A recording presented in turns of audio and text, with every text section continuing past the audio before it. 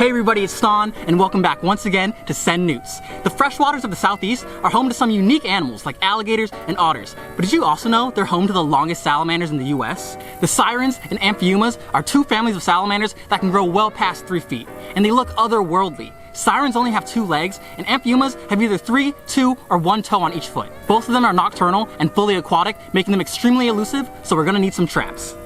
First, you want to locate slow-moving or still water with a lot of vegetation for the salamanders to hide, like this wetland covered in duckweed. For the trap, we'll be using a minnow trap that I widen the hole of to compensate for some larger salamanders. For bait, we'll be using Vienna sausage, secret ingredient being human flesh. Put some in the trap, and because they're nocturnal, I put these out right before dusk. We come back the next morning, pull it out, and find exactly what we're looking for.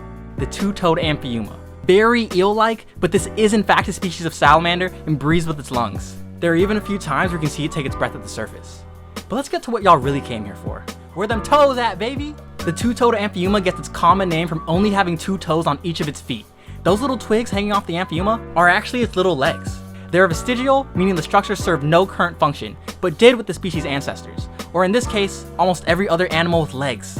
But who needs legs when you can just swim? Amphiumas are carnivores that hunt in aquatic vegetation and only leave water on some occasions, like to lay eggs at the water's edge. This is the only species of Amphiuma that lives where I live, but the US is also home to the 1- and 3-toed Amphiumas, but only the 2-toed Amphiuma holds the title as being the longest salamander in the US. Now let's get this individual back into its home and go looking for the next aquatic salamander. We find another great location and set out our trap. Everything seems perfect, but the next day I come back and look at this! Freaking alligators! Okay, now I know last video I said this. Regardless of how many alligators I see, I don't think I'll ever get bored of them. Well, I'm taking everything I said back. Look at him, in the water, smug, ate my sausages, or maybe a salamander, probably ate both my sausages and a salamander. So how do I combat this gator problem? I buy 2 more traps and place them 20 feet away from where I placed the last one. Except this time, there's like some tall grass right here, and the alligator's gonna look at that tall grass and be like, oh man, I can't mess with that tall grass, so all the traps are gonna be safe. Same routine, I bait the trap and take it out once again, but this time it contains something a little different. This is a siren, and unlike the Amphiuma before, which had lungs, sirens are neotenic, meaning they retain structures from their juvenile state, in this case, the feathery gills. Also unlike the Amphiumas, sirens have all 4 toes on each of their legs, but they only have 2 front legs.